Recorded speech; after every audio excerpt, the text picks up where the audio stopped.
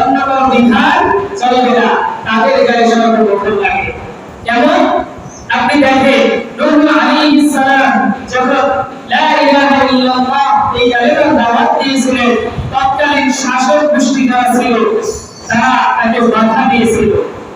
ইব্রাহিম আলাইহিস সালাম যখন লা ইলাহা ইল্লাল্লাহ দাওয়াত দিয়েছিল, তৎকালীন শাসক যারা ছিল তারা তাকে বাধা দিয়েছিল। ইব্রাহিম আলাইহিস সালামের পরে মুসা আলাইহিস সালাম ঠিক তদ্রুপ যখন এই কালিমা লা ইলাহা ইল্লাল্লাহ দাওয়াত দিয়েছিল, তখন তাকে ফেরাউন বাধা দিয়েছিল। কি দিয়েছিল? বাধা দিয়েছিল যে এই কালিমার দাওয়াত দেওয়া যাবে না।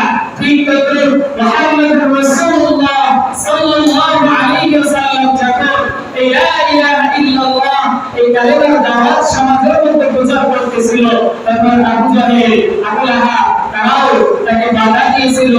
উত্তা সাহেবা এরা রাসূলকে বাধা দিয়েছিল, কারণ এই লা ইলাহা ইল্লাল্লাহ দাওয়াত যখনই দেওয়া শুরু করবে, তখন আমাদের আইন আর থাকবে না, একজনের আইন জমিনের মধ্যে বাস্তবায়ন হবে। এটা কার আইন? আল্লাহর আইন। তারা বুঝতো, বুঝার কারণে তারা কি করতো? বাধা দিত। আর আমাদের সমাজে আমরা লা ইলাহা ইল্লাল্লাহ বলি ঠিকই, যে বলে সেও বুঝে না, যে শোনে সেও বুঝে না, এজন্য কোনো সমস্যা হয় না।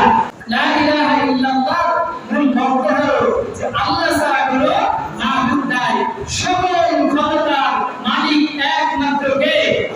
আল্লাহ। সকল ক্ষমতার উৎস একমাত্র কে? আল্লাহ। জমিনের মধ্যে একমাত্র একটাই বিধান চলবে, এই বিধান কার? আল্লাহ।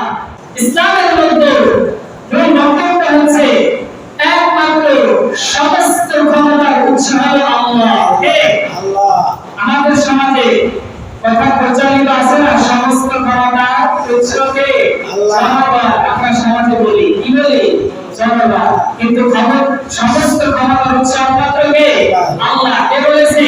আল্লাহ বলেছেন। বলতেছি সামনে গণতান্ত্রিক দিক থেকে আমরা যখন নির্বাচন করি, আমরা যখন শাসক নিযুক্ত করি, সবাই মিলে যখন ভোট দিয়ে একটা শাসককে আমরা স্থানে বসাই, চেয়ারে ক্ষমতায়, তখন তারা সবাই মিলে একটা আইন প্রণয়ন করে, ওই আইনটাই সমাজের মধ্যে বাস্তবায়ন করে।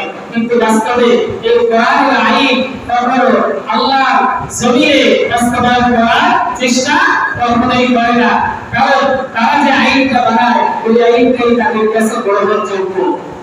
আমাদের সমাজে আল্লাহ রাব্বুল আলামিন বলতেছেন যে সকল ক্ষমতার উৎস একমাত্র আমি রব।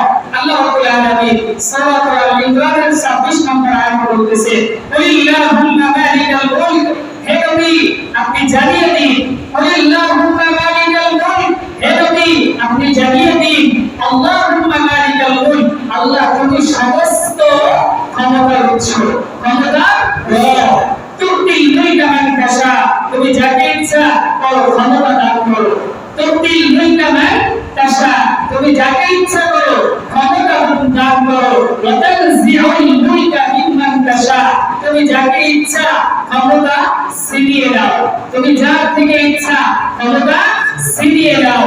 ওয়া তুইজ্জু মান তাশা, তুমি যাকে ইচ্ছা ইজ্জত দান করো, সম্মান দান করো জমিনের মধ্যে। ওয়া তুযিল্লু মান তাশা, তুমি যাকে ইচ্ছা অপমান করো, অপদস্থ করো।